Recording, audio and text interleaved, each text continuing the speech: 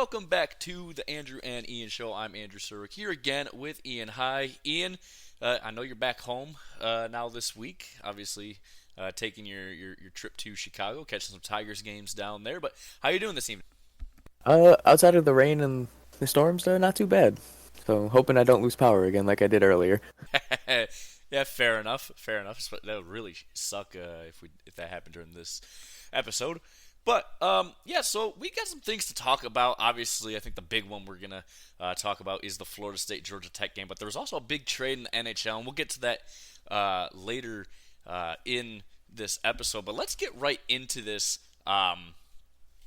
game here. It was the only somewhat watchable game for Week 0 because all the other games were dog shit, and no one really cares about any of those teams. But we had Florida State and Georgia Tech, of course, in Dublin. It was a noon kickoff game here, so I think that was like 4 p.m. game there, something like that. But anyways, Georgia Tech pulling off the upset here, 24-21. And there's quite a bit to talk about here, and I think we should just start with Florida State. DJ Uyunglele did not look good. He did not look good in this game. I mean, 19 for 27, 193 yards, no touchdowns. And Florida State in general just did not look all too good. But I think they have some issues brewing here in Florida State because defensively the team did not look good at all. A lot of miscommunication defensively, and just overall, I mean they don't have a lot of talent on that side of the ball, and that's kind of a shame. It's kind of reminiscent of last year's team in terms of how the defense wasn't that great, and now it's looking about just the same this year. The run game, the rushing wasn't that good. Just it was a rough game for Florida State on both sides of the ball. There's a lot of question marks, and my takeaway from this, because Georgia Tech played a good game, they didn't play a great game, and I think a lot of these mistakes on for both teams really came down to the fact that they were overseas, so performance isn't always the best when you travel overseas like this. We see it in the NFL all the time when they play the games in London or in Germany or wherever the hell they play them now. But yeah, Georgia Tech, they didn't look that great, but they looked maybe they could be better than expected. And so that's kind of my takeaway is either Georgia Tech is going to be a lot better than we thought, or Florida State is in some big trouble this year. Yeah, I mean, looking at it, just going over just general stats. I mean, Florida State had more overall passing yards, but they were outgained by like 45 yards. They had, almost 100 less rushing yards and averaged, a yard and a half less per play. I mean, obviously both teams played a relatively clean game. No fumbles, no picks. Florida State with only the one penalty for 10 yards, and Georgia Tech had 3 for 35. So it's not really, a dirty game by any means. Only 2 punts for both sides. So, it's not, like you said, it's not a great game by any means, but it's a relatively good game. Especially if you're Georgia Tech, obviously, you just upset the, preseason number 10. So I think I'm more leaning towards maybe Florida State wasn't worthy of that number 10, but that's just more to the point of those preseason rankings aren't really worth a damn. No, and that's kind of my point about it is that like these preseason rankings don't really mean a whole lot. If you didn't rank Florida State at 10 and you didn't rank anyone, and you saw this score, you would have been like, yeah, okay, well, good for Georgia Tech kind of deal. But now it's just like, oh boy, how fucked is Florida State sort of deal. So, the season's still long for Florida State. You can still get into the playoffs with 3 losses this year, just because it is that expanded playoffs. So it's not the end of the world if you lose one game like it was, a few well, in the past, few years now with just the 14 playoff, where basically you had to have a perfect season to be in the playoffs, or to at least guarantee a spot in the playoffs. And I think it's interesting, for sure. And this game was just it felt very slow in a sense, but it also felt fast paced because there wasn't a whole lot going on. But the game kind of just flew by. I didn't really watch it. I was just keeping up with it during the wedding ceremony that I was at on Saturday. But I kept checking the score every 10 minutes, and it seemed like they were in a different quarter already. So I was like, "Holy crap, this game's moving fast!" But not a lot of 3-and-outs either. With 2 punts the entire game and no turnovers, or 2 punts per team, and no turnovers. So it was just a very odd game. But I guess also it being overseas, definitely helped played into that. The under hit, the 55.5 was the over under. And I told you, bet the under when teams go overseas like this, because 9 times out of 10 it'll hit. So but yeah, I'm leaning more towards Florida State might be in trouble than it is Georgia Tech's going to be a lot better than we expected. But I think both are plausible and both are even possible. But yeah, Florida State not looking good to start the year off, but that'll be all right. They'll have a bye week technically this week because they don't play anyone this weekend. And we'll see what else happens on this weekend. Maybe we'll see some other crazy upsets for sure. All right, so switching gears now, we're going to go over here to the NHL, where a big trade happened on, I think it was Friday. It might have been Thursday evening. Or, no. It was definitely Friday, because we would have talked about it if it came out on Thursday evening. But San Jose won the Yaroslav Askarov sweepstakes. And they basically got traded Hurdle for the number one goalie prospect in the NHL currently. So this is the trade details.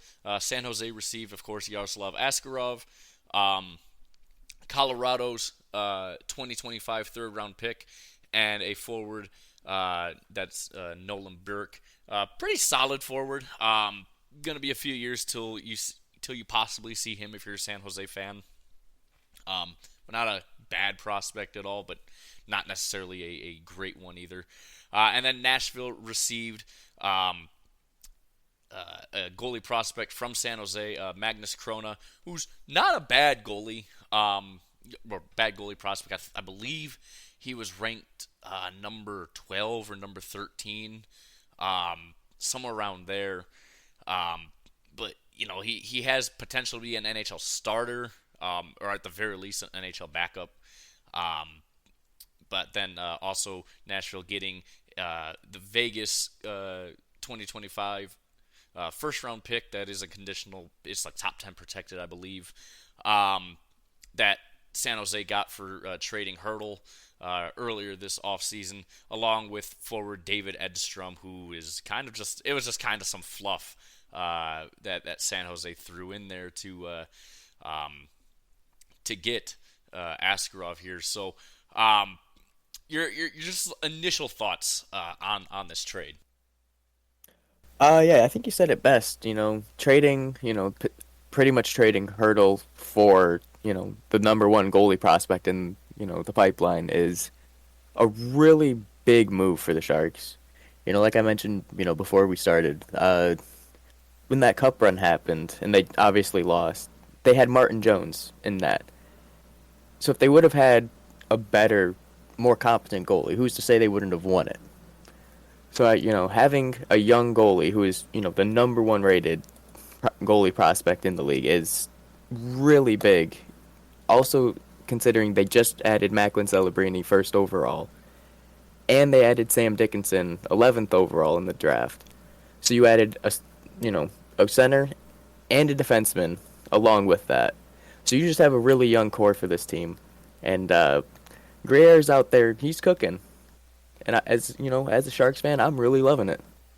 Yeah, it's a franchise defining move. Like I told you before pre-show, you know, you trade Hurdle, and you get draft capital. I'm like, okay, he's Grier's getting some draft capital for something big here, and this was something big. We knew Askarov. He requested trade a few weeks ago, and I don't blame him. They just extended Saros, who's fairly young still, for a few more years. So Askarov, knowing that he really doesn't have a lot of room to grow right now in that national organization, he felt like he should move on to somewhere where he will have opportunity to be a starter in the NHL. And he obviously has the potential to be a great starter in the NHL.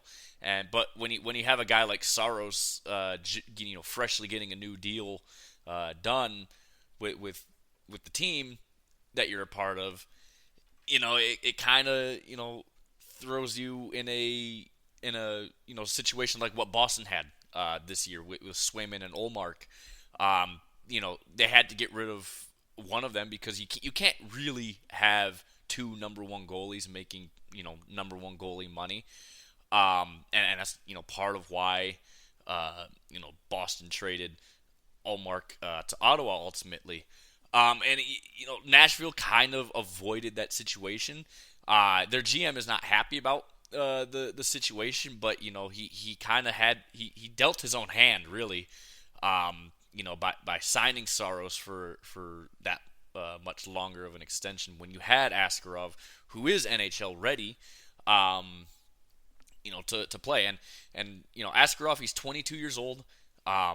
So San Jose fans, you're gonna love this kid for a long time. I can guarantee you.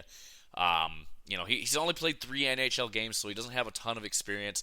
I expect him to not be on the team to start the year, but I would expect him to be there at the end of the year, just because I think he needs to just get used to the Shark system.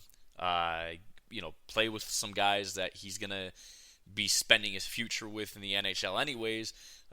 In the AHL for at least half a season, getting used to some of those guys and how they play defense, especially because defense is what makes a goalie good or bad at the end of the day. But like I said, franchise defining move. You have Celebrini now as well. You grab Dickinson, who I think is the best defender or the best defender when it came to defensemen. The offensive upside wasn't as much as the other defensemen that went before him, but I think he's the best defender. That in this draft class. So I think that really helps San Jose in the long term. And Grier's cooking, man. He really is. I've seen a lot of criticism, especially just from Sharks fans. And I'm like, come on, guys. Like, I'm no Sharks fan, but I can see what he's doing. And he has a vision. He's clearing house, and he's getting prospects, and now he's got the best center in this year's draft, who's going to be a centerpiece of this future core for San Jose. And then you have Dickinson, who's probably a year or two at least off from playing in the NHL, but he'll be there very, very soon. And then Askarov, who again is NHL ready, the best goalie prospect in the league. So, Grier's cooking, and I'm sure there's going to be a lot more moves to come. But I think right now for him, it's just building up that farm system, because that farm system, before he took over as GM, was completely depleted because you mortgaged your entire future to try and win a cup by getting Carlson. It ultimately didn't work out, and now you just got to rebuild that farm system. And I think Askarov definitely is a part of that in terms of just having your franchise goalie for the next decade plus. So that's really, really nice. And especially because considering that the Sharks didn't have a lot of really great goalie prospects to begin with, um, yeah, this is a huge move for San Jose. So I think you guys, you San Jose fans specifically, will love this guy. Yeah, it's really looking like a great move to me. So, like I said earlier, Greer, I was unfamiliar with your game, but I'm familiar now. The only part about his game I'm familiar with was when Datsuk made him run into his own teammate on the ice. That was fantastic. Still, if you've never seen that clip, it is hilarious, and you absolutely need to watch it.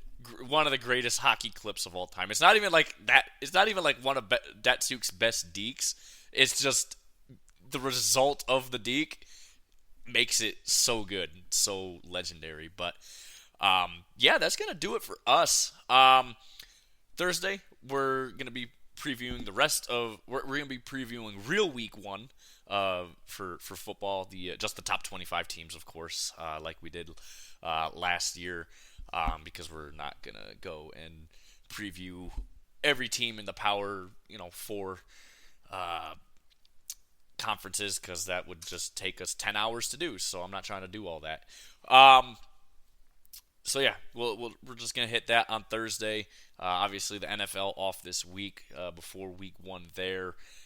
So yeah, with that said, rate, review, subscribe, help us out. Let us know what you guys want to see more of course.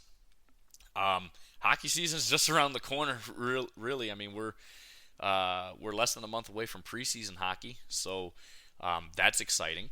And obviously, football season is finally started, at least collegiately. And then yeah, NFL is right there. So thank you guys so much for listening, and we will see you guys on Thursday.